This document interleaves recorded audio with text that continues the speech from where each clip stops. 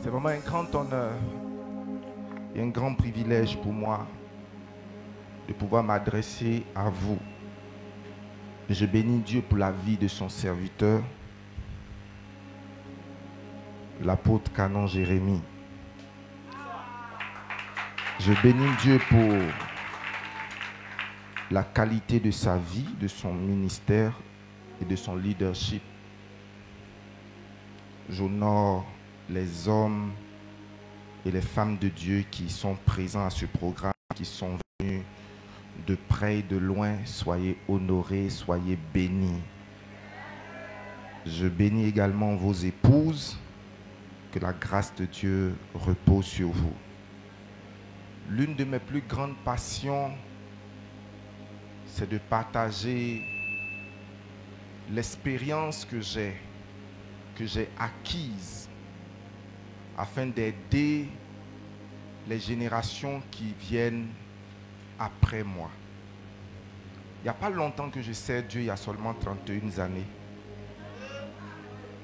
Et durant ces 31 années, j'ai eu à former des dizaines et des centaines de serviteurs de Dieu. Mon objectif n'est pas de les rassembler sous une coupole, mais de pouvoir les bénir, que ce soit de près comme de loin, et qu'ils soient dans le plan de Dieu pour leur vie. Et ça a été pour moi vraiment une grande joie de partager aujourd'hui le pupitre avec l'une de ces personnes qui est un fils qui a marché avec moi dans mes pas. C'est pour moi une joie de l'avoir vu prêcher. Je bénis Dieu pour le prophète Christian. On peut bénir Dieu pour sa vie. Amen. Alléluia. Je suis venu avec certains de mes fils.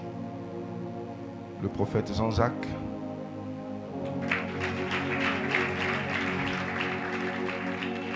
Et le responsable de mon protocole personnel, il m'aide juste à porter ma Bible, puis l'huile. Que Dieu le bénisse. Amen.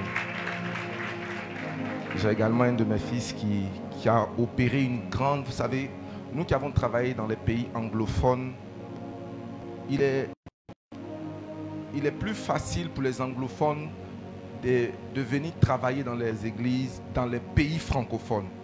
Vous allez voir beaucoup de ministères, MFM, Wiener Chapel, Redeem, venir s'implanter dans les églises, dans les pays, francophones. Mais il est rare de voir les ministères francophones aller s'installer dans les pays anglophones.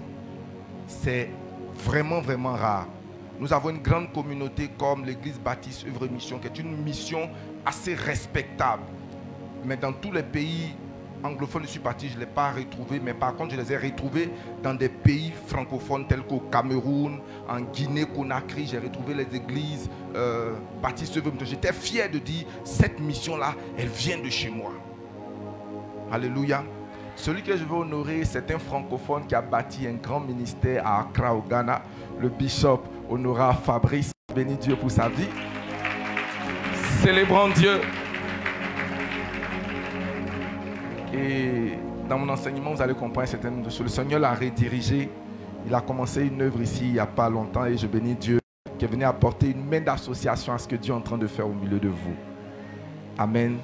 Servants et serviteurs de Dieu, soyez bénis. Groupe de louanges, soyez bénis, soyez bénis, soyez bénis. Est-ce que tu es prêt pour la parole? Je veux que tu prêtes attention. Si tu peux écrire, écris.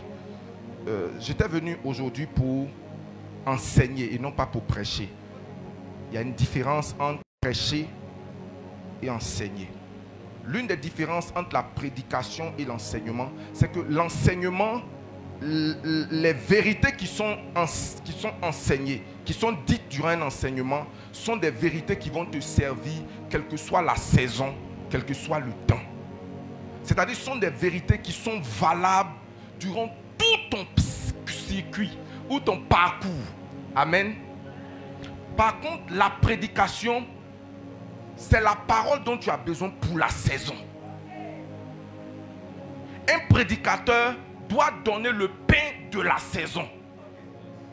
C'est-à-dire que le message qu'il vient te donner, c'est le message de Dieu pour ta saison. Et chacun de nous n'est pas à la même saison de sa vie. C'est pourquoi lorsque tu viens dire, Seigneur, je veux t'entendre me parler de manière spécifique. Par exemple, quelqu'un est confus. Il se demande, est-ce que je dois arrêter les études maintenant ou me marier ou faire telle chose? Toutes les trois options sont bonnes. Et face à ces trois options, elle a besoin d'entendre la parole de Dieu pour le moment. C'est en cela que vient un prédicateur. Et quand le prédicateur vient, il ne vient pas pour donner un enseignement, il vient pour ouvrir un pan spécifique de ta vie. Pour dire que voici le message de ta saison. Amen. Et vous savez, une chose, quand on marche avec Dieu, il y a des messages qui étaient importants pour toi il y a 5 ans. Mais aujourd'hui, tu as l'impression que ce n'est plus ça. Avant qu'on te prêchait sur les malédictions générationnelles, tu avais l'impression que waouh, c'est une révélation. Pourquoi? Parce que c'était le message de ta saison. C'était la prédication dont tu avais besoin en ce moment. Mais il arrive des moments de ta vie où ce n'est plus ce dont tu as besoin. Tu as besoin par exemple de finances. Tu as besoin de succès. Et quand tu es dans une église où cela ne correspond pas à ton message de la saison, tu commences à rechercher cela. C'est pourquoi il est bon d'être dans une assemblée comme celle-ci où le leader est sensible à la direction divine. Afin de pouvoir mixer deux choses, l'enseignement et la prédication. Et l'enseignement manque aujourd'hui dans les églises. On a plus de prédicateurs. Alors que c'est l'enseignement qui fait asseoir le chrétien. C'est l'enseignement qui l'établit. Il dit, mes paroles passeront, mais un seul iota. Le ciel et la terre, pardon, passeront, mais un seul iota de ces écritures ne part. Donc ce que je veux enseigner aujourd'hui, ce n'est pas un message saisonnier. C'est un message qui restera capital et pertinent pour toute ta vie chrétienne. Et c'est très important. J'ai vu que tous ceux qui ont intervenu ont donné des thèmes. Je ne sais pas si, pourquoi le pasteur... Bon, le Saint-Esprit a mis dans mon cœur de vous parler. Amen. En ligne avec le thème général. Le thème sur lequel nous allons parler, c'est l'ouvrier de la moisson. Aide-moi à dire à quelqu'un l'ouvrier de la moisson. Mon texte est tiré de Matthieu chapitre 9 à partir du verset 35 que je lis. Jésus parcourait toutes les villes et les villages, enseignant dans les synagogues, prêchant la bonne nouvelle du royaume et guérissant toute maladie et toute infirmité. Verset 36. Voyant la foule, il fut ému de compassion pour elle, parce qu'elle était languissante et abattue, comme des brebis qui n'ont point de berger. Alors il dit à ses disciples, la moisson est comment? Grande, mais il y a peu d'ouvriers. Verset 38, priez donc le maître de la moisson afin d'envoyer des ouvriers à sa moisson. Cette parole de Jésus-Christ, il y a 2000 ans, est encore valable au milieu de nous. Dans cette époque, on a l'impression qu'il y a une grande moisson d'âmes. Mais cela n'est pas du tout vrai. Détrompez-vous et écoutez-moi attentivement.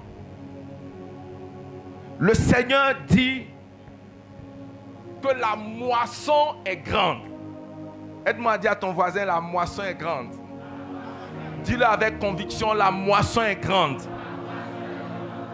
Du point de vue du Seigneur, la moisson est grande. Elle est même très grande. Il a même dit à ses disciples, regardez les champs qui jaunissent. Tellement la moisson est grande. Donc le problème de l'église, ce n'est pas un problème de moisson, c'est un problème de moissonneur.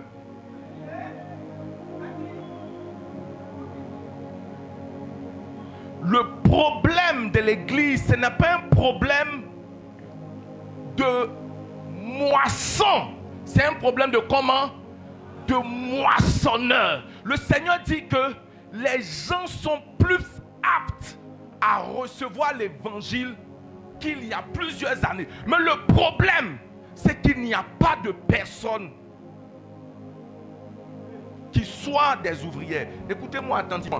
C'est pourquoi le Seigneur dit, je vous dis, priez donc le maître de la moisson. Pour qu'il fasse quoi? Qu'il vous envoie des ouvriers. Où ça? Dans sa moisson. Et ce type de moissonneur dont le Seigneur a besoin, c'est des gens qui sont ce qu'il veut et qui font les choses comme ils le veulent. Le problème de l'église, ce n'est pas l'onction. Le problème de l'église, ce n'est pas l'argent. Le problème de l'église, ce n'est même pas les ressources. Le problème de l'église, c'est le manque de main-d'œuvre humaine. C'est le manque d'ouvriers véritablement. Regardez, il n'y a pas longtemps, et j'ai un de mes techniciens qui est là. Nous avons acquis à l'église beaucoup d'instruments, de caméras, d'appareils photo très sophistiqués. Mais on n'arrivait pas à produire un résultat. Et un jour, je connais quelqu'un qui s'appelle Franck. Il a pris un téléphone Infinix et il a filmé, il a fait un documentaire. Et quand je l'ai regardé, je dis, mais comment se fait-il que des gens ont du matériel de plus de 20 millions à leur disposition? Ils n'arrivent pas à produire une image qui peut conduire un son cohérent. Et puis quelqu'un prend un téléphone et fait un film avec. Le problème, ce n'est pas ce qu'il y a à la disposition. C'est les personnes derrière les instruments. Tu peux avoir de l'argent. Tu peux avoir l'onction. Mais si ton cœur n'est pas droit, tu seras un mauvais ouvrier. On peut te donner du pouvoir. On peut te donner l'accès. Mais tu peux mal utiliser cet accès. Il y a des hommes et des femmes de Dieu dans ma génération qui ont eu un accès extraordinaire au pouvoir, à la puissance, aux connexions, à l'argent. Je ne parle pas de petites sommes. Je parle des gens à qui, dans cette nation appelée la Côte d'Ivoire, des gens politiques ont béni avec 200 millions. Mais aujourd'hui, ces gens se retrouvent en Europe sans même une église de 12 personnes. Tu ne vas pas me dire que ces personnes ont un problème de finance. Ils ont un problème avec leur cœur. Ils ont un problème. Vous savez, aujourd'hui, on a plus de fonctionnaires d'église que d'ouvriers du Seigneur. Il y a des gens qui sont des employés. C'est-à-dire, il est pasteur dans cette église en tant qu'un fonctionnaire qui va au travail et qui reçoit un salaire. Selon son organisation, il porte le titre de pasteur, mais selon le plan et la manière dont Dieu évalue les gens, il dit ce gars n'est pas un ouvrier. Vous voyez, il peut avoir beaucoup d'huissiers, mais parmi vous, les huissiers sont ce que vous appelez le protocole. Il y a peut-être selon Dieu et selon celui qui remplit les critères d'ouvrier, peut-être un seul. Ce n'est pas tout ce qu'on appelle pasteur que Dieu appelle pasteur. Ce n'est pas tout ce qu'on appelle évangéliste que Dieu appelle évangéliste. Tu peux t'arroger tous les titres que tu veux. Mais est-ce que Dieu me reconnaît? Est-ce que je sers Dieu comme il le demande? Est-ce que je suis ce qu'il veut que je sois?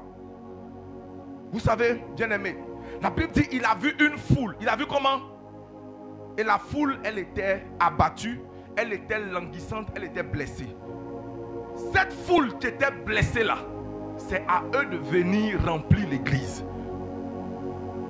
Parce que chaque problème des hommes est un point de contact vers Dieu. Chaque difficulté que traverse un homme, qu'il soit musulman, qu'il soit chef de service, peu importe ce qu'il a, s'il a un problème, il a besoin de Dieu. Même s'il se dit être rosicrucien, aussi longtemps que son âme est languissante, son âme est blessée, qu'il est confus, la Bible ne nous dit pas que cet homme a un problème. Jésus dit, ce sont comme des gens qui n'ont pas de berger. Pourquoi? C'est quoi le rôle du berger? C'est de montrer le chemin. Nous avons face à nous des gens dont nous sommes incapables de conduire. L'église est sans âme. On a des difficultés à dire à nos voisins, à dire à nos frères des autres confessions de foi qu'on n'est pas juste, chacun accepte sa foi. Le seul et unique chemin, c'est le Seigneur.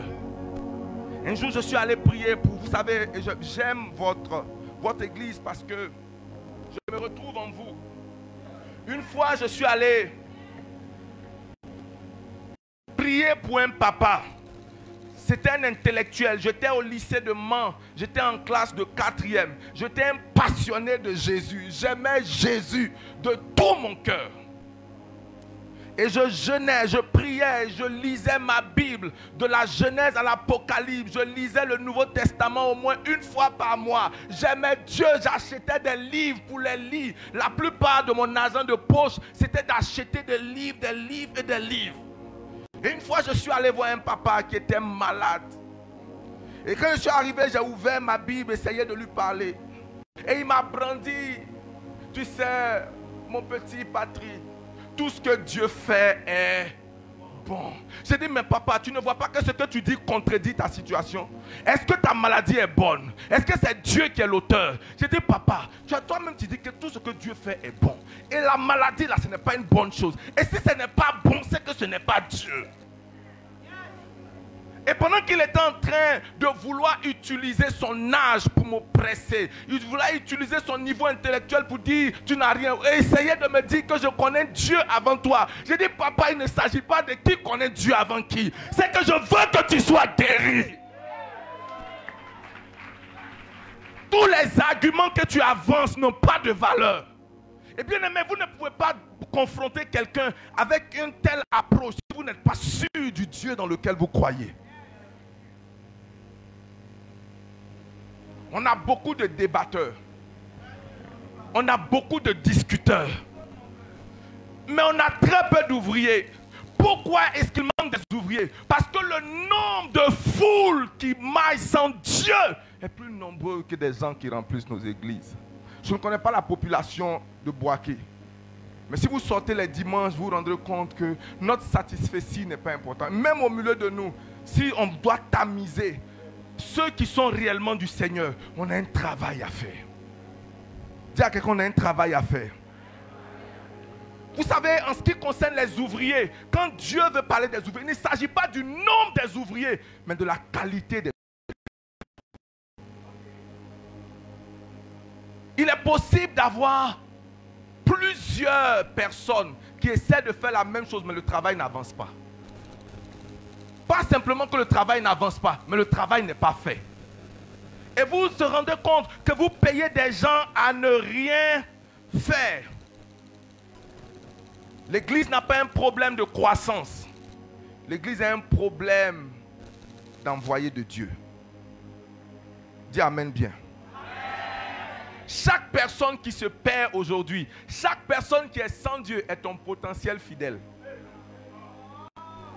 J'ai dit toujours aux gens, vous savez quand mon petit frère a donné sa vie, enfin il y a longtemps qu'il est dans le Seigneur, le joueur Wilfried, et qu'on s'est rendu compte que chaque mois il payait la dîme de son salaire, après des 30 millions de francs CFA, et qu'on divisait entre certains pasteurs. Tout le monde voulait devenir son pasteur. Tout le monde voulait s'approcher de sa maman. Tout le monde, j'ai dit, mais il y a tellement de joueurs qui ne connaissent pas Dieu. Et les joueurs là, vous allez voir, ils s'en vont voir Jésus de Sakassou. Ils vont voir les grottes. Qu'est-ce qu'ils veulent? Ils veulent l'évolution. Mais on s'en va tous s'embourber sur le seul directeur dans la ville, le Seigneur. Et les autres directeurs. Et les autres commerçants. On commence à voir des prophéties, tous sur les mêmes personnes. Ce qui fait qu'aujourd'hui, on a plus de cadres, on a plus de gens importants qui quittent l'église plus qu'ils ne rentrent. Parce qu'à partir du moment où c'est lui seul qui devient la personne importante dans la ville, il est le parrain de tous les anniversaires, le parrain de toutes les jeunesses, le parrain de toutes les organisations, le parrain à un moment donné, il demande l'affectation, il arrive dans une ville, il dit je préfère suivre l'église en ligne. Non, ce que j'essaie de dire, c'est que si une seule personne peut être une bénédiction, regardez, il y a tellement de pays, il y a tellement de villes, il y a tellement de personnes qui se perdent et qui ont besoin du Seigneur. Et le Seigneur du haut où il est, il regarde et il dit, voici des gens qui sont languissants, voici des gens qui pleurent, mais ce qui leur manque, ce n'est pas l'onction. Ce qui leur manque, ce n'est pas la prospérité. Ce qui leur manque, ce sont des bergers. Ce qui leur manque, ce sont des ouvriers selon Dieu et qui font les choses à la manière de Dieu. Bien-aimés, avant de parler des bons serviteurs, je veux que nous distinguions un peu les mauvais, afin qu'on puisse nous-mêmes s'ajuster et puis être la personne que Dieu veut que. Vous savez, quand il s'agit des serviteurs de Dieu, l'âge dans lequel tu es rentré dans le ministère n'est pas important. Parce que même si tu es vieux dans le ministère et que tu es un vieux mauvais, tu demeures mauvais selon Dieu. Si tu rentres jeune et que tu es bien selon Dieu, Dieu t'appelle bon serviteur. Je ne suis pas en train de bâcler l'ancienneté, mais je suis en train de dire que le fait d'être un mauvais ancien ne doit pas prendre le dessus sur la qualité des personnes. Dis amen bien. On a plus besoin des gens de qualité que de vieilles personnes. Les caractéristiques d'un serviteur que Dieu ne reconnaît pas, d'un mauvais serviteur. La première des qualités que j'ai vues, c'est l'hypocrisie et la duplicité. C'est quoi une personne hypocrite? Le mot hypocrite vient d'un mot grec qui veut dire porter un masque. Vous savez, une personne qui porte un masque cache son vrai visage. Il te présente ce que tu veux, mais il n'est pas ce qu'il pense être. Les gens qui marchent dans l'hypocrisie et la duplicité, ils agissent pour être vus et loués par les hommes plutôt d'être plaints par Dieu.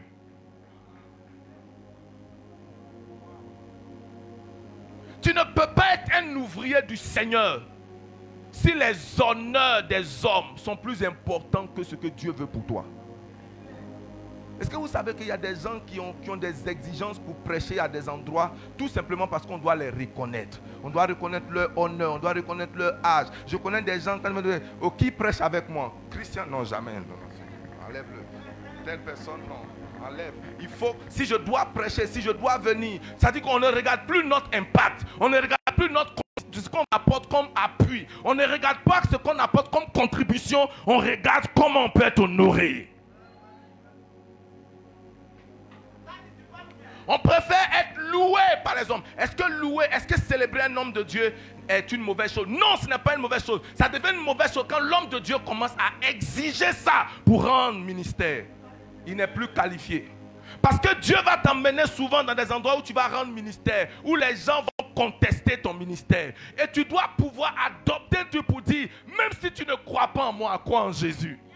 Ici, il ne s'agit pas de moi, il s'agit de Jésus. Tu peux me rejeter, mais accepte mon Jésus. Les gens hypocrites sont des gens dont la vie privée est en contradiction avec leur vie publique. Il y a des gens qui ne sont hommes de Dieu que publiquement.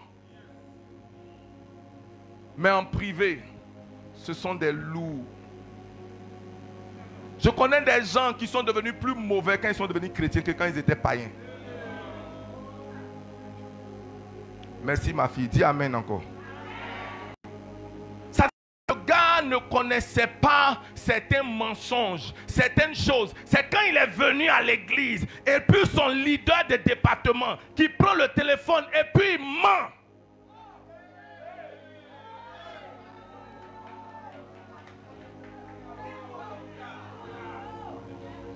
Alléluia. Donc le jeune chrétien qui vient à l'église, qui vit avec toi, quand il te voit sur l'autel en train de parler, tu lui envoies un contre-message.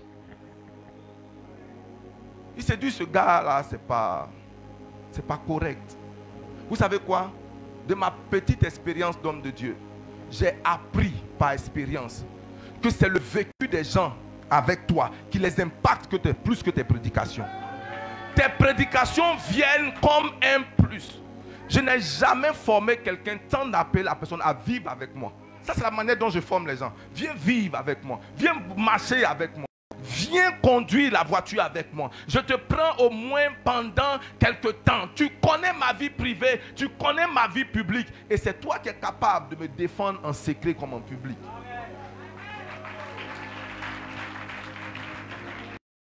Aujourd'hui, il y a un problème entre ce qu'on dit en public et ce qu'on est en privé. Tu veux être un serviteur utilisé par Dieu? Ne suis pas les mauvais modèles. Ce ne sont pas des modèles à imiter. Des gens qui vivent une vie qui est contraire à la parole de Dieu. Des gens qui sont méchants. C'est vrai que quand on parle du péché, tout de suite on voit le sexe. Mais il y a des péchés pires. Il y a des gens qui sont méchants. Des gens qui critiquent, qui détruisent la vie des autres. Le péché, ce n'est pas seulement que le sexe. Il y a d'autres péchés. Est-ce qu'on peut aller en avant? Est-ce qu'on peut aller de l'avant? Est-ce que je peux avoir quelqu'un pour me faire la lecture des textes? J'aime la parole de Dieu. Merci ma fille. Matthieu chapitre 23, versets 27 à 28.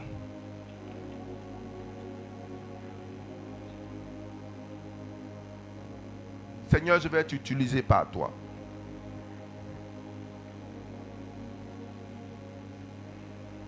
Matthieu chapitre 23, versets 27 à 28. Allons-y. Matthieu chapitre 23, malheur à vous, scribes et pharisiens. Malheur à vous, scribes et pharisiens. Merci. Matthieu 23, verset 27. Malheur à vous, scribes et pharisiens hypocrites. Scribes et pharisiens comment? Hypocrites. Scribes et pharisiens comment? Hypocrites. Allons-y. Parce que vous ressemblez à des sépulcres blanchis. Vous ressemblez à des sépulcres comment? Blanchis. Qui paraissent beaux au dehors. Qui paraissent spirituels, avec le langage spirituel, l'habillement spirituel. Et qui, au-dedans, mais au-dedans de vous, sont pleins d'ossements de mort. Vous êtes comme des ossements de mort. La Bible dit, ils n'ont de l'apparence que de la pureté, mais leur cœur est rempli de pourriture. Vous savez pourquoi j'aime votre pasteur? Il ne prétend pas être ce qu'il n'est pas. Est-ce que vous comprenez? Mon fils a dit que plus tu es saint, plus tu as de la profondeur. Moi, je dis souvent que les gens qui ont un langage trop évangélique sont souvent les pires personnes que nous avons dans les églises.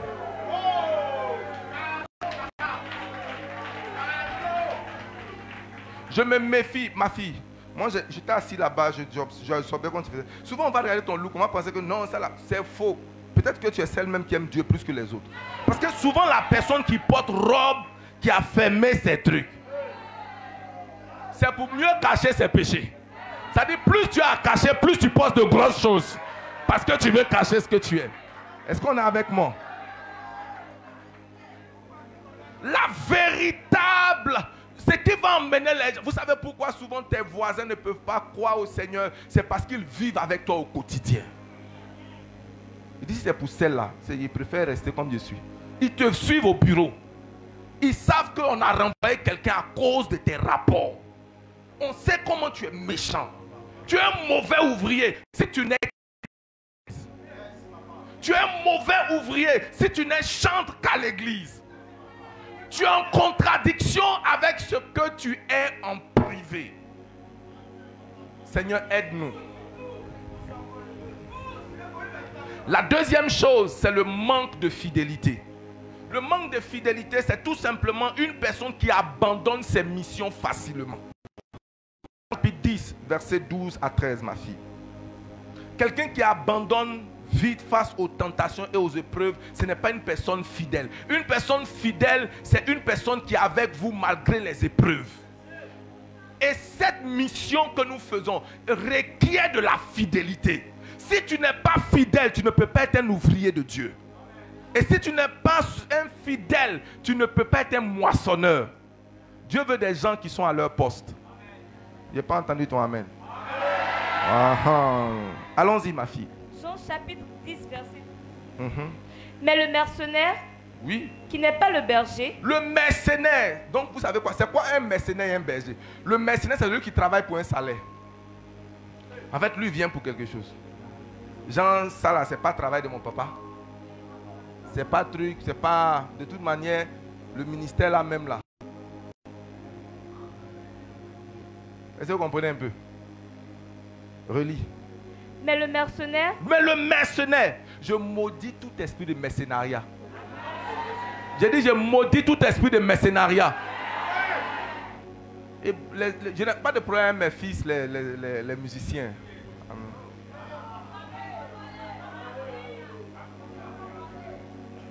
Amen. Je vous comprends.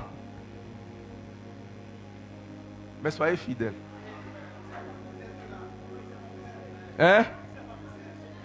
Amen. On peut acclamer le Seigneur. J'ai dit acclamer le Seigneur.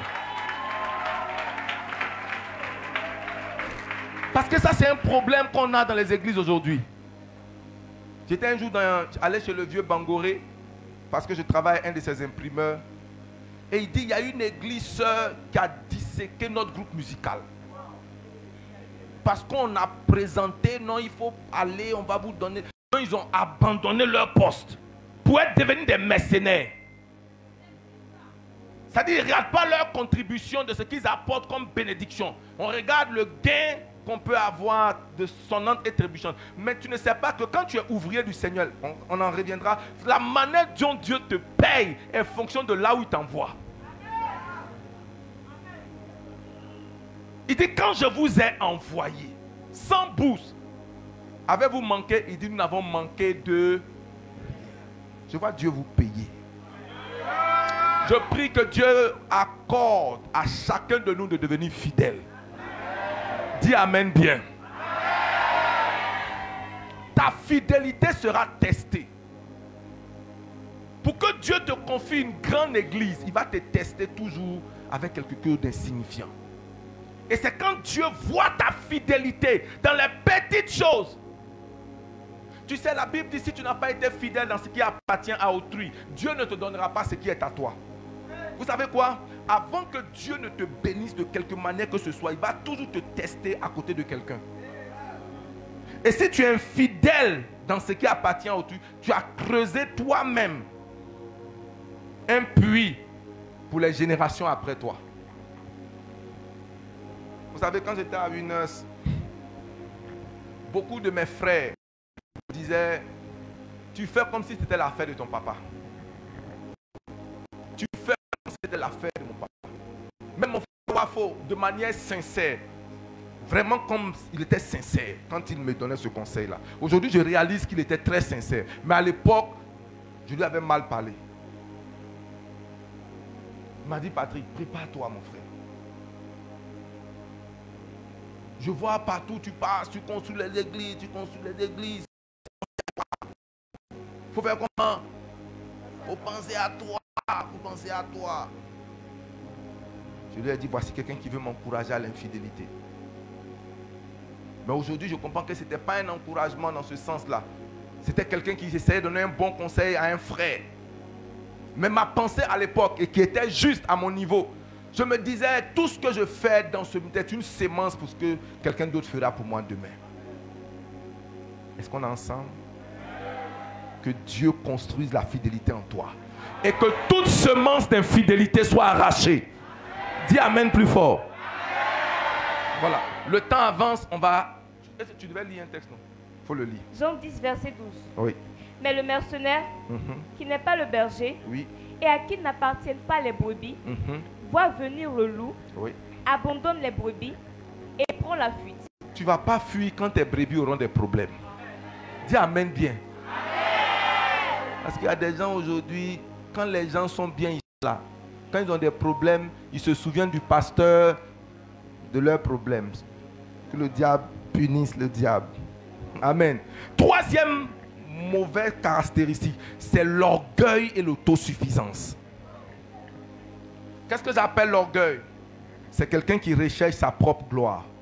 Une personne qui recherche sa propre gloire n'est pas un bon ouvrier du Seigneur et ne peut jamais être un instrument pour la moisson. Bien-aimés, il y a des gens parmi nous que Dieu a prévu que c'est par eux que l'imam va se convertir.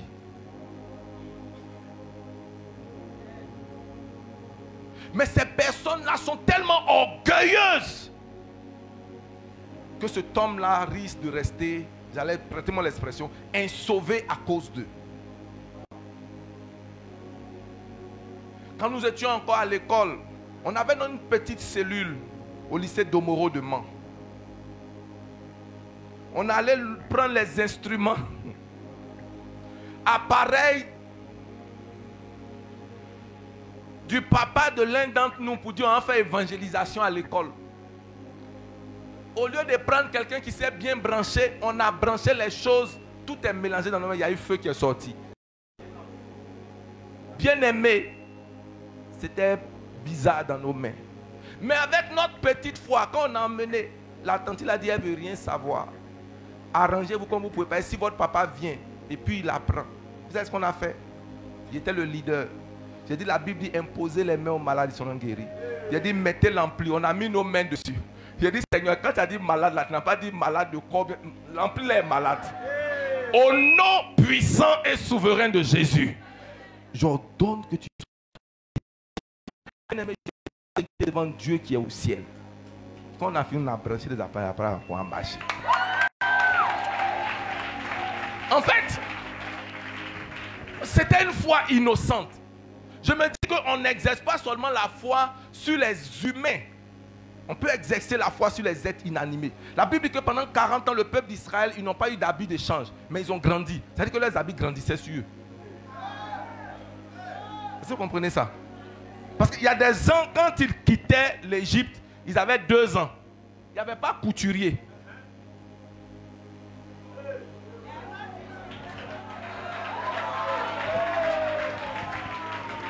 Alléluia. Une personne orgueilleuse ne supporte pas la correction. Et il ne supporte pas le conseil. Tu ne peux pas aller loin. Proverbe chapitre 15, verset 10. Mon fils a déjà donné les rimes. Je vais vous enseigner simplement. C'est bon? Est-ce que ça va? Bientôt on va terminer. Il faut prendre courage. Allons-y. Proverbe chapitre 15, verset 10.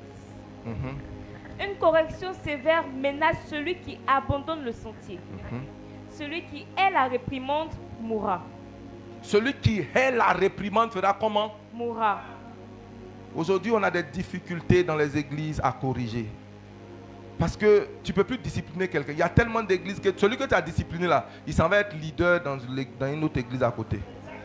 Il est diacre même. Est-ce que quand ton papa te corrige, tu changes de famille? Non, il faut me répondre. Mettons en parallèle les familles physiques comme les familles spirituelles. Est-ce que quand tu as mal fait, que ton papa te corrige, tu dis à partir de maintenant je ne m'appelle plus Kwasi? À partir de maintenant je ne m'appelle plus Koné? Non. La paternité, l'éducation là, ça n'exclut pas la correction. Et puis c'est pas affaire de pourquoi on me parle comme ça. On doit te parler comme ça. Dis amen bien. Amen. Tu ne dois pas choisir le ton, la manière, l'heure à laquelle on doit te parler. Si tu veux être un ouvrier, on doit te parler. Alléluia. On doit te faire comment? Et je bénis Dieu pour la formation que j'ai eue. Est-ce que vous savez, un jour on m'a sanctionné parce que j'ai fait l'offrande sur l'autel. Et j'ai tenu le micro avec la main droite et mon offrande avec la main gauche. Le pasteur m'a sanctionné pendant 3 mois. J'ai dit quel était mon péché. Il dit tu n'apprends pas à respecter les choses de Dieu. Donc l'offrande, c'est-à-dire le micro est plus important que l'offrande. J'étais en train de dire mais papa tu n'exagères pas un peu. Il dit ah bon. Mais je ne vois pas. C'est-à-dire qu'il y a des papas qui exagèrent dans la correction. Mais ce sont des choses qui m'ont aidé. J'ai dit donc, il faut respecter ce qui est sacré. Mais toi, c'est même pas ça. Il faut parler comme pasteur Kwame Félix. 2 bières que j'ai bu là.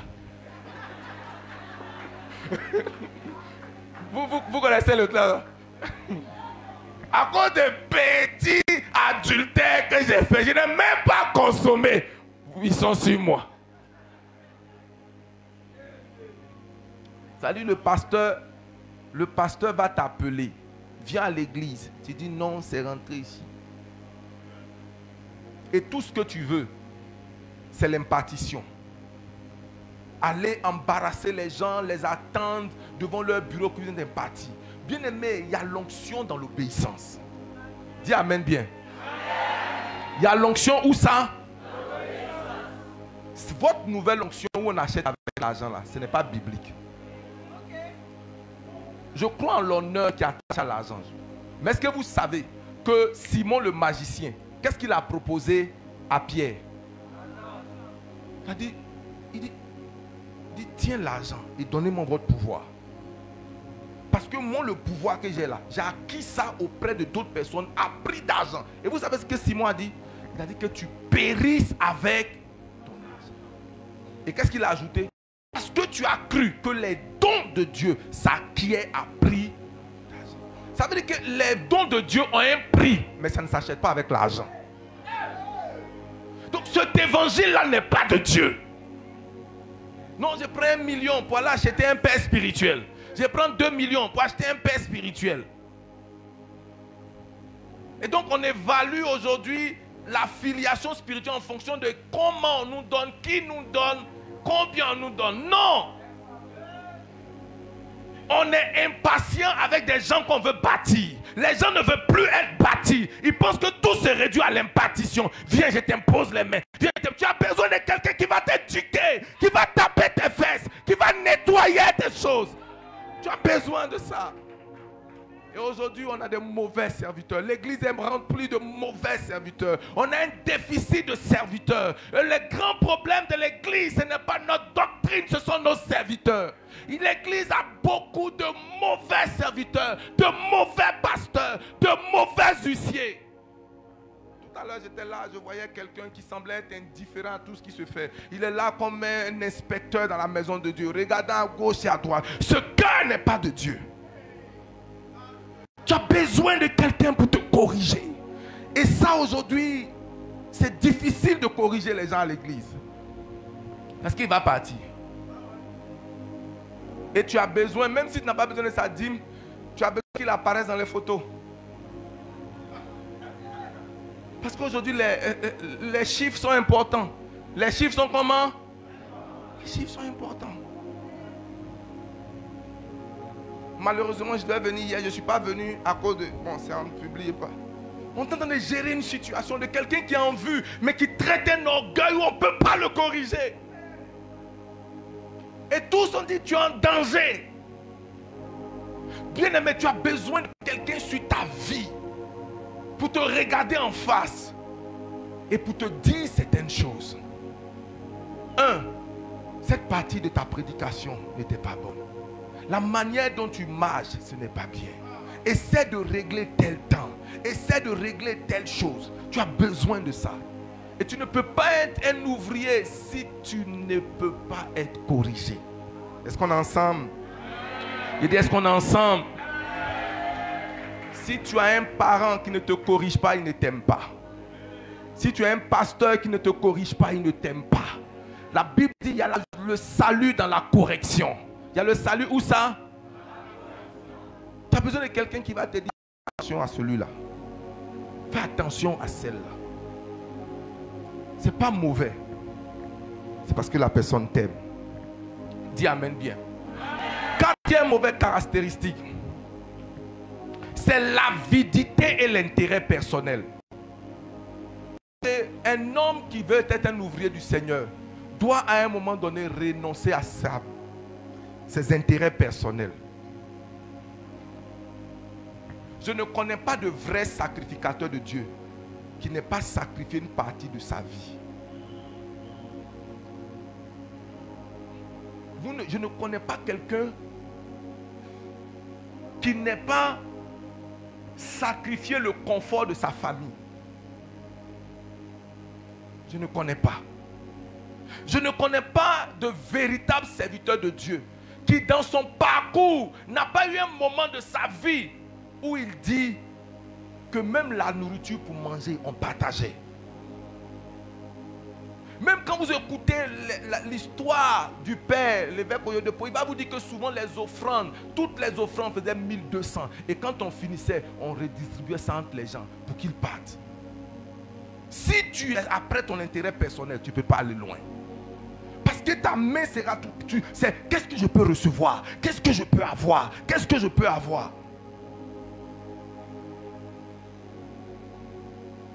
À un moment donné, tu seras obligé de vendre ta voiture pour payer le loyer de l'église.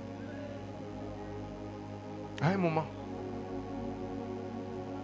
À un moment, tu seras obligé de vendre un terrain, de vendre un bien. Pas parce que c'est ton église, mais parce que tu n'as pas d'autre choix.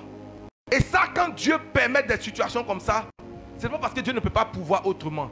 Il veut taper, creuser, briser en toi les intérêts personnels. Parce que quelqu'un qui compte sur ses intérêts personnels, quelqu'un qui est avide. Vous savez qu'il y a un type de personne dans la Bible qui dit qu'ils servent, ils ont pour Dieu leur ventre et non pas Dieu. Ça veut dire que qui est leur Dieu?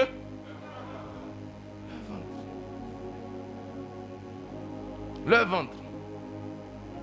Bien aimé, quand j'étais plus jeune, oh my God. Tu sais, la première fois que j'avais porté une veste où j'étais le premier à porter, j'ai célébré. Parce que moi, mes vestes, j'achetais ça à Liberté et puis au Black. Et puis, je ne mettais pas au pressing. Je repasse ça chez le blanchisseur, il met un parfum dessus. Les deux parfums se mélangent. Et puis, on est dedans. Dis Amen bien. Un jour, j'achète une veste. Peut-être la deuxième, avec une cravate. Je m'étais dit que Seigneur, je vais mettre ça, je vais prêcher. Au moins, j'entends m'habiller, j'entends la voix du Seigneur qui me dit, offre cette veste à telle personne. Il dit, Seigneur, attends, je vais offrir 2 vestes, 3 cravates, même une chaussure, mais ça là, il faut laisser. Ça là, donc je vais ajouter. Le Seigneur dit, si tu donnes, c'est pour toi. Ce que moi je veux que tu donnes, c'est ça. Abraham a beaucoup d'enfants, mais il dit donne Isaac, celui que tu... Bien aimé, en emballant cette veste, je ne riais pas du tout. Non, je ne riais pas. Et en allant donner à la personne, j'ai pris le soin de lui dire, c'est Dieu qui m'a dit. Parce qu'en temps normal, il n'y a pas te donner. Et la personne me dit, Dieu t'a vraiment parlé. Parce que je prépare mon mariage et je n'avais pas de veste. Même, attends. Même ça ne m'a pas ramolli. Ça dit que j'ai dit, Dieu, ce qui t'intéresse, c'est mon obéissance, ce n'est pas mon sourire. J'ai obéi et puis je suis parti. Bien aimé, au jour d'aujourd'hui, c'est-à-dire depuis cette période, depuis ce temps, je n'ai plus jamais manqué d'habits pour servir Dieu.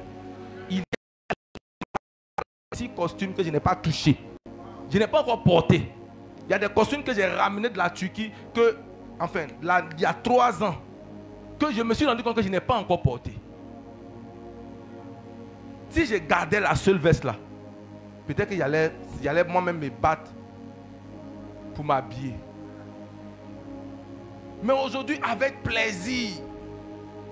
Mon fils qui est là, il est dans les habillements. C'est-à-dire que les gens trouvent du plaisir à te donner ce que toi également tu as pu donner hier. Un ouvrier cupide n'est pas un ouvrier approuvé par Dieu. Un ouvrier qui recherche son propre... Est-ce que je parle à quelqu'un?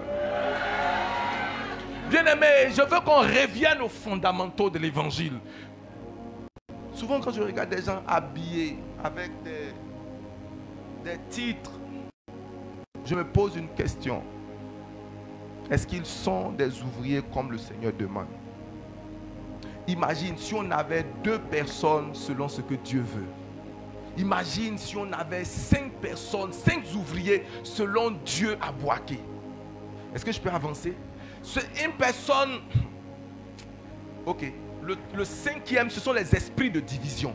Un mauvais serviteur a un esprit de division. Il sème les querelles, les jalousies et les conflits partout. Galates chapitre 5, versets 19 à 21. Apôtre Jérémie, tu lèves la main si tu penses que c'est le moment de m'arrêter.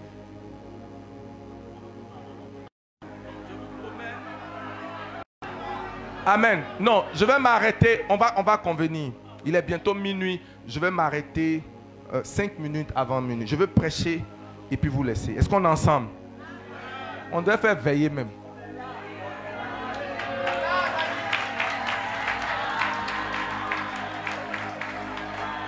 Amen. Amen. Un mauvais serviteur divise le peuple de Dieu pour servir ses propres intérêts.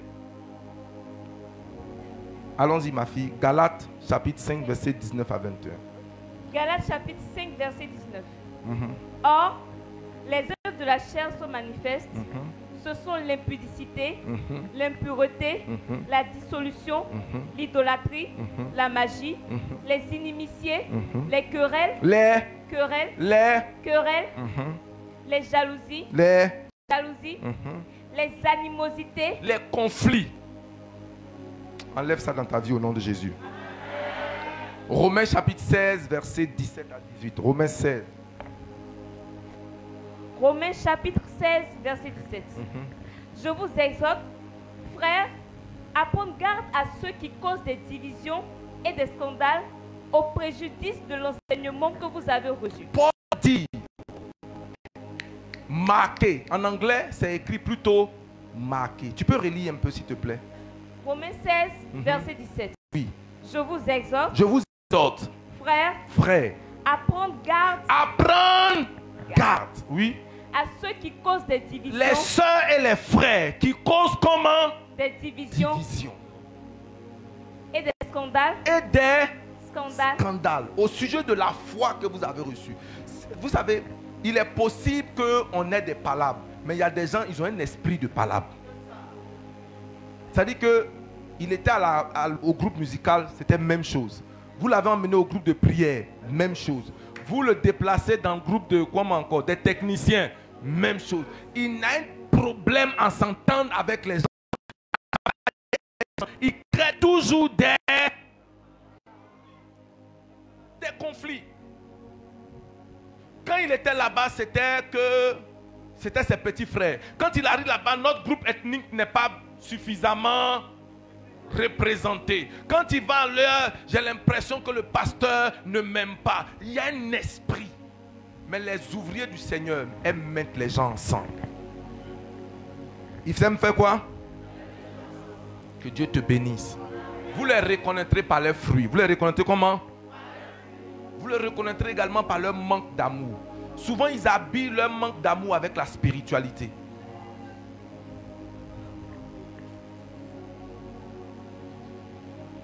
Les gens les moins spirituels, les gens qui manquent d'amour, aiment souvent porter un visage trop spirituel.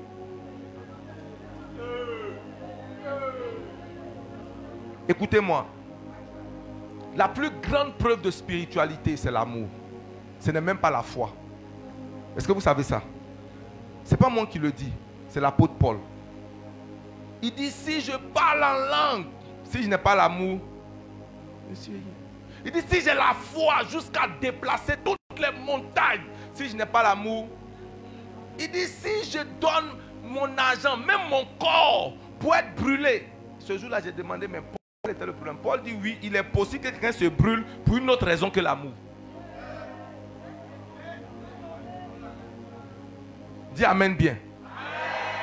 Et il a dit que ces trois choses demeurent. L'espérance, la foi, et puis comment?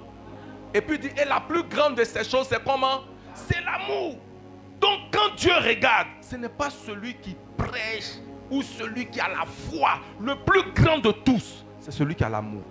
Celui qui démontre l'amour. Il dit, par ceci, on reconnaîtra que vous êtes mes disciples. Si vous avez l'amour les uns pour les autres. Quand quelqu'un t'aime, il ne publie pas tes péchés.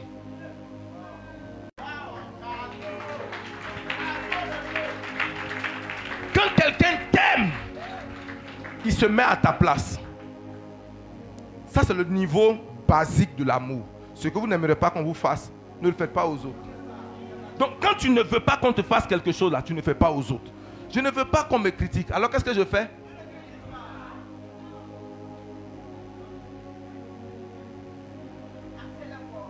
Quand quelqu'un manque d'amour, il ne peut pas servir Dieu.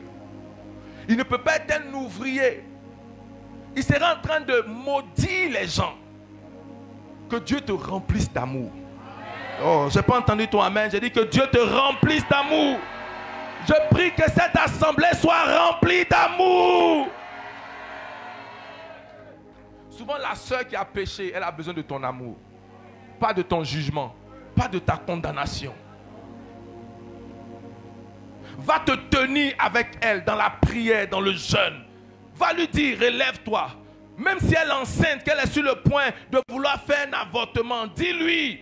Jésus, c'était l'enfant de quelqu'un d'autre. Ton enfant peut être quelqu'un de bien. La manière de venir peut être mauvaise, mais nous sommes là pour aller avec toi. Nous sommes tous à l'église, à l'hôpital, comme des blessés. C'est pour toi, on connaît. L'autre là, on n'a pas encore dit pour lui. Reste tranquille. Je ne suis pas en train de t'encourager. Je suis en train de te dire, n'abandonne pas la main du Seigneur. Le Seigneur est avec toi. Viens, reviens à la maison. Reviens à l'église. Reviens. Amen. Tu as besoin d'être tellement rempli d'amour pour lui envoyer un SMS. Te dis, ah, tu n'as pas appris.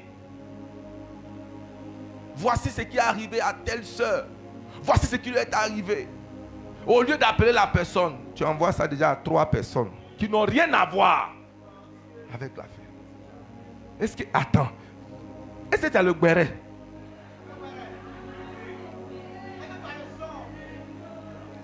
Et puis la personne commence à partager.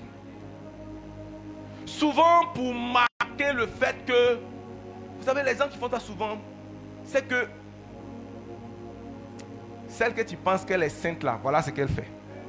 Celui que tu pensais qu'il était trop saint là, voilà ce qu'il fait. Ok, son manque de sanctification ajoute quoi à ta vie? Est-ce que quelqu'un avec moi? Je prie que l'amour de Dieu nous remplisse tous. Dis amen bien. Je dis, je prie que l'amour de Dieu nous remplisse tous. Quand quelqu'un est un mauvais ouvrier, il résiste à la vérité. Il résiste à comment? À la vérité.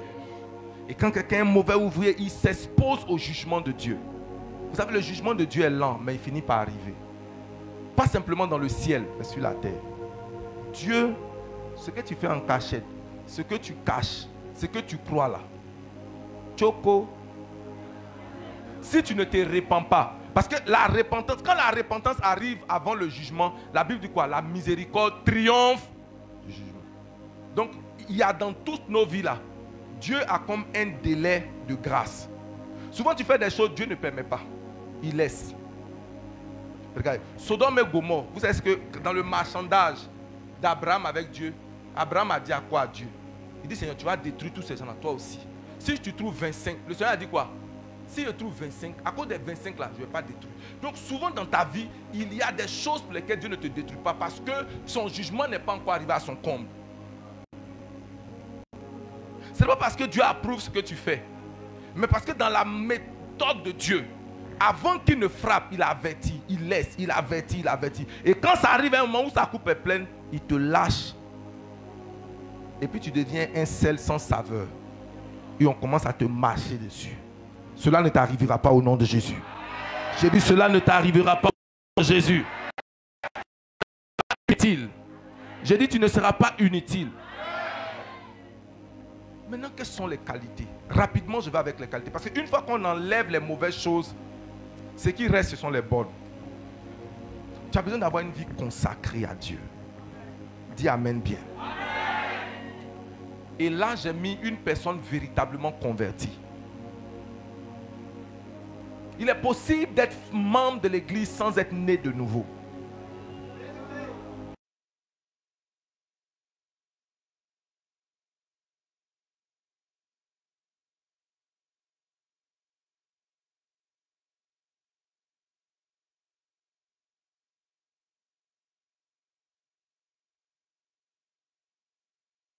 avant, école du dimanche, jeu biblique, j'étais premier. Donc je connaissais la Bible sans connaître Christ. C'est en grandissant, avec les faux coups que je faisais, qu'une fois, je suis venu à l'église. Et la parole de Dieu est arrivée d'une certaine façon. J'ai vu ma vie défiler. Je suis tombé en pleurs. J'étais habitué à l'atmosphère de l'église. Souvent même dans les concours, je prêchais. Mais mon cœur était loin de Dieu. Mais ce jour-là, je suis venu devant l'autel. J'ai senti ma misère. Et c'est ce jour d'avril 1992 que j'ai donné ma vie à Dieu. C'était pendant la période pascale. Et après ce jour, je savais que j'avais donné ma vie. Je fumais. J'avais des difficultés à arrêter la cigarette. Mais ce jour-là, la nausée a remplacé le goût de la cigarette. J'étais adolescent quand je donnais ma vie à Dieu. Et je traversais tous les péchés des adolescents, notamment la masturbation. J'avais une revue où les femmes de toute la revue, je suis sorti avec elles. C'était Playboy. Toutes les femmes de Playboy, je suis sorti avec elles. Elles sont blanches, elles sont chez elles là-bas. Mais je suis sorti avec elles. C'est une pommade d'eau. Quand je suis dans la douche, dans ma chambre, dès qu'il y a un peu de truc, il est femme là. Je suis sur les femmes là. Et c'était difficile. Mais le jour où j'ai donné ma vie au Seigneur, je n'ai plus lutté avec la masturbation, plus lutté avec... Il a changé mon cœur. Et regarde, accepter Christ, ce n'est pas une amélioration. C'est une transformation. C'est comment? Et ce n'est pas une transformation progressive. C'est une transformation comment? Instantanée. Maintenant, l'éducation du changement de mentalité là, il est progressif. Mais la conversion, elle est instantanée. J'étais une autre personne. C'était un vendredi comme celui-là. Je suis sorti de l'église une autre personne. Mon seul avantage, tu sais, c'était lequel? Comme je connaissais la Bible, donc le Saint-Esprit est venu souffler sur les anciennes connaissances de l'école du dimanche pour lui donner du contenu. C'est ce qui m'a donné une avance sur les autres. Sinon, je n'étais pas différent d'eux. Est-ce que tu es réellement converti? Est-ce que quand tu fermes les yeux, tu sens qu'il est là dans ton cœur? Ou bien tes pensées baladent sur TikTok? Non, en fait, si tu ne connais pas le Seigneur, c'est difficile d'être connecté à lui quand tu pries. Pendant l'adoration, les gens peuvent être en train d'être emportés. Mais comme tu n'as aucun lien avec lui, tu les regardes. Est-ce qu'on est ensemble? J'ai dit, est-ce qu'on est ensemble?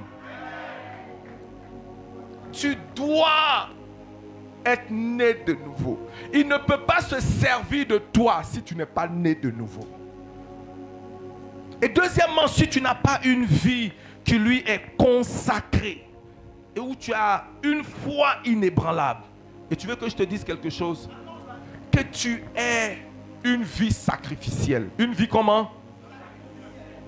Ne vous conformez pas au siècle, mais soyez par le renouvellement de votre, afin que vous discerniez quelle est la volonté de Dieu, ce qui est bon, agréable et parfait.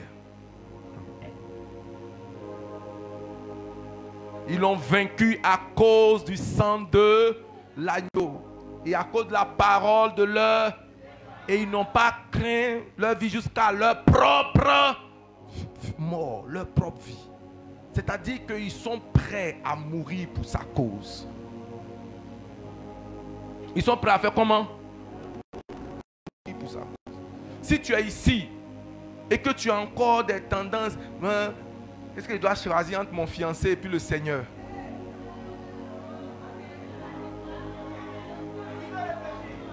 Non, en fait, je sors avec un musulman là. Si je fais ça, il risque de m'abandonner. Bien, mon papa va me renier. C'est parce que la chose n'est pas encore rentrée en toi. La chose n'est pas comment? Quand Christ rentre en toi, tout le monde peut t'abandonner.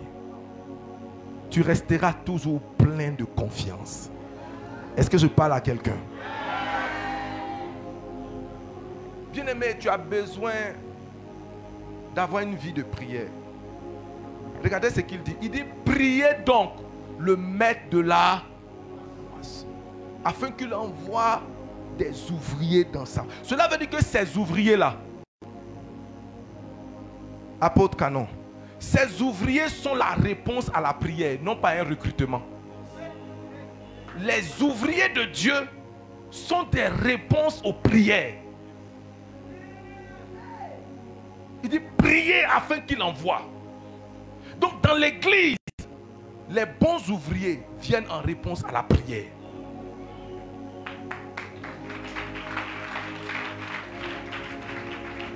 Non, Seigneur, nous avons besoin de croissance. Le Seigneur dit non, tu n'as pas besoin de croissance, tu as besoin d'ouvriers.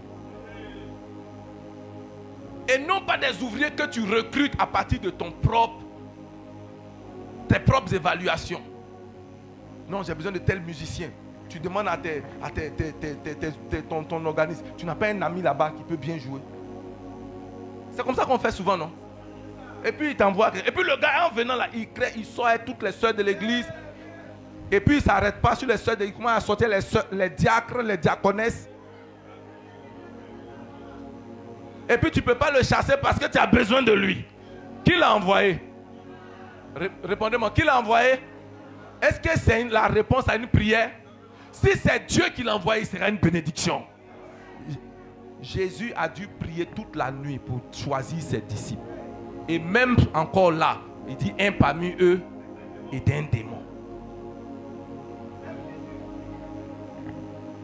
Et kaprasata labrandore shekaria basata malaka parase ketelia kaparada. Seigneur, donne-nous des évangélistes que tu auras choisis. Donne-nous des hommes selon ton cœur. Donne-nous des hommes. Donne-nous des femmes selon ton cœur. Envoie-nous des ouvriers. Seigneur, la moisson de la Côte d'Ivoire est mûre. La moisson de Boaké est mûre. La moisson de cette mission est mûre. Seigneur, envoie-nous des ouvriers. Envoie-nous des ouvriers. Envoie-nous des ouvriers. Emmène toi-même des gens que tu auras guidés, que tu auras téléguidés. Et bien aimé, tu seras surpris de voir des gens qui disent Dieu m'a parlé, Dieu m'a demandé de venir. Dieu va attirer tes fils. Et il dit regarde, tes fils arrivent de loin. Regarde, tes fils arrivent de loin. Lorsqu'on recherche une moisson, ne prions pas pour la moisson. Prions pour les ouvriers. Prions pour les ouvriers. C'est-à-dire, vous savez, et je vous ai dit, la qualité vaut mieux que la quantité. Tu as un fils qui te donne la paix.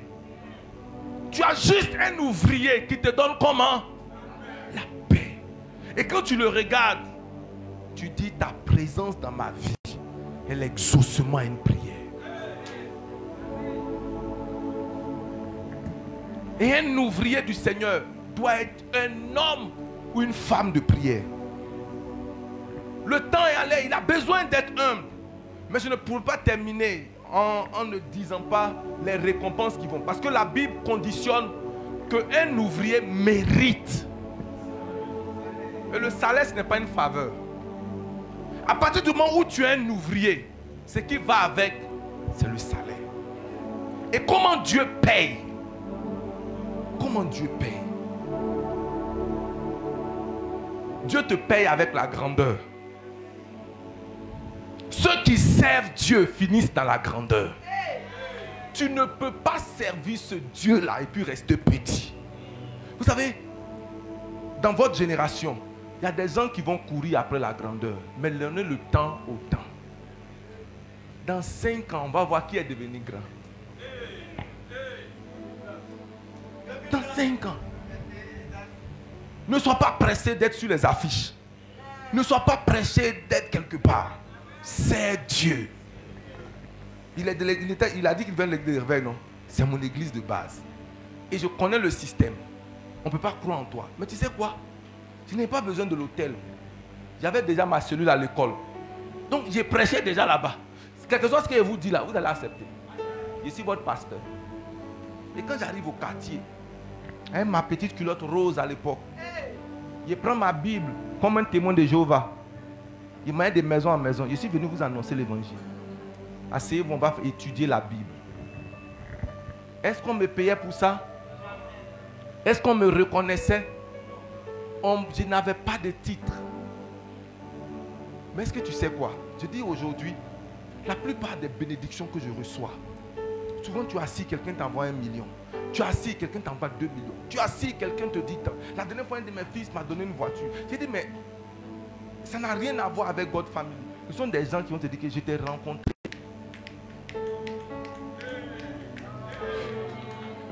Je dis, pasteur, tu te souviens? Il y a une dame même qui m'a donné, elle m'a donné 200 000 francs pour aller les croiser au funérail. Elle dit, pasteur, tu ne te souviens pas? Quand j'ai accouché mon bébé, j'étais à l'école. Tu es la première personne à être venue prier pour mon bébé et tu m'as donné savon plus l'eau. J'ai oublié. C'est vrai que 200 000 francs, ça n'a l'air de rien. Mais 200 000 francs dans le funérail, c'est beaucoup. Écoute, si tu sers Dieu, non pas sur le regard des hommes, mais comme il le demande. Il dit, quand je vous ai envoyé, quand vous me serviez, quand les hommes vous brimaient, quand les hommes de vous... Il leur a posé la question, avez-vous manqué? Et il dit, nous n'avons manqué. Tu ne manqueras de rien. Oh, pourquoi tu ne dis pas bien amen? J'ai dit, tu ne manqueras de rien. J'ai dit, tu ne manqueras de rien. Tu seras distingué. J'ai dit, dans ta génération, tu seras distingué. C'est-à-dire, lorsque les gens te regarderont, ils disent, c'est vrai qu'il y a des pasteurs, mais des pasteurs comme lui, c'est à part. Non, ne mélangez pas celle-là avec d'autres pasteurs. Les gens de ta famille vont te respecter, ils vont t'honorer. Et ce n'est pas moi qui le dis, c'est Paul qui le dit quand il donne des conseils à son fils Timothée. Il dit à Timothée, dans une maison, il y a plusieurs instruments. Il y a plusieurs instruments qu'on utilise pour servir. Certains sont des cloabas, certains sont des assiettes, certains sont de... Il dit, mais toi, mon fils Timothée, Timothée, mon enfant, sois pur, marche avec Dieu d'une certaine façon. Et tu seras comme un vase d'honneur, utile en tout. Cela veut dire quoi? Cloaba ne peut pas venir au salon. Mais un vase va dans toutes les pièces. C'est-à-dire que tu ne seras pas contraint. Aujourd'hui, tu as boaké. Mais si tu sers Dieu comme Dieu te demande, c'est l'Europe qui va te réclamer. Oh, je ne dis pas Abidjan, je ne dis pas l'Afrique. J'ai dit le monde entier va te réclamer. J'ai dit le monde entier va te réclamer. J'ai dit le monde entier va te réclamer. Vous savez quoi? Il dit Paul a planté, Apollos a arrosé. Qui a fait croître? Il dit l'élévation ne vient ni de l'Orient ni de l'Occident. L'élévation vient d'où? Mon fils, Dieu peut te lever après. Il est en train de te lever à partir de ce territoire de l'Afrique. Il va te lever au-dessus de ce que tu peux imaginer. Rassemblant des foules en centaines de milliers. Parce qu'il a approuvé ton cœur, il te bénit, il t'élève. La limite géographique n'est pas une barrière. Ton temps arrive et c'est ta saison. Non, c'est ta saison. Ne respectez rien de ce que Dieu n'accorde aucune valeur. Il est capable d'allumer un feu dans une brousse. Et il a besoin des types de serviteurs. Il dit dans le livre de Daniel, chapitre 12, verset 13, il dit, ceux qui auront été intelligents brilleront comme la splendeur du ciel. Et ceux qui auront enseigné la justice à la multitude brilleront comme des étoiles à toujours et à perpétuité. Tu vas briller. Réponds-moi amen. J'ai dit dans ta génération tu vas briller. Pourquoi tu auras brillé? Parce que tu t'es mis entre ses mains comme un simple ouvrier. Mais lui, il n'est pas un utilisateur des hommes. Il n'est pas comme ces pères spirituels qui vous utilisent et qui vous jettent. Il n'est pas comme ces gens qui vous malmènent comme de la serpillère et qui demain vous jettent. Lui, Dieu, quand il te prend, il te bénit. Il t'élève et il te présente au monde. Tu sais quoi? De toutes ces choses, je n'ai pas fait mention de l'onction. Je n'ai pas fait mention de tout. Pourquoi? Parce qu'à partir du moment où tu remplis les critères, où Dieu dit tu es un bon serviteur, toutes ces choses-là deviennent naturelles. Elles viennent naturellement sur toi. Parce que souvent Dieu vient, il nous donne une onction, pas pour nous-mêmes, mais pour les autres. Tu sais quoi? Je peux terminer avec ça. Vous savez qu'Élisée est mort de maladie? Qui sait qu'Élisée est mort de maladie? La Bible dit qu'Élisée était malade et il est mort de la maladie qui l'a tué. Mais homme de Dieu, ses os ont ressuscité quelqu'un. Cela veut dire que tu peux avoir une onction sur ta vie pour les autres. Et le fait qu'un oint soit malade n'invalide pas son onction. Le fait qu'un oint n'ait pas d'enfant n'invalide pas sa capacité à distribuer des enfants. Le fait qu'un médecin soit malade ne rend pas son ordonnance caduque. Est-ce que vous comprenez ce que je veux dire? Et souvent tu es rempli tellement d'amour que l'onction que Dieu déverse sur ta vie devient naturelle. Parce que tu recherches cette présence. Tu veux le salut des âmes. Et Dieu descend sur toi une grande autorité, une grande connaissance. Une partie de la connaissance que le prophète Christian vous enseignait tout à l'heure. Vous savez, quand vous recherchez Dieu pour la profondeur, il va commencer à vous révéler des choses cachées, profondes, des mystères qui vont blow your mind. Il y a des choses que j'ai tenté d'enseigner sur Facebook qui ont dérangé la Côte d'Ivoire pendant un moment. Pourtant, ce sont des vérités tellement basiques. Des choses que j'ai apprises longtemps avant. Je leur ai dit que si vous ne supportez pas ces petites choses-là, qu'est-ce que vous allez faire si je dois aller en profondeur? Mais ces choses, vous savez bien aimé, le Seigneur me les a apprises dans l'intimité. Seul avec lui. Avec mes livres. Mais si tu n'aimes pas le Seigneur, si tu veux le regard des gens, tu n'as pas le temps de supporter l'intimité. Parce que tu as besoin du regard. Tu as besoin que les gens te voient étudier. C'est pourquoi je n'ai aucun respect pour quelqu'un qui annonce sur Facebook. Je m'avais prié pour 12 jours, envoyez-moi vos sujets. Ce n'est pas un serviteur. Il est juste en train d'attendre l'attention des gens. Je n'ai pas de problème avec le fait que l'église fait un jeûne. Oui. Mais toi, ce temps en jeûne, tu dis envoyez-moi vos sujets de prière. Ah bah. Est-ce qu'on peut prier?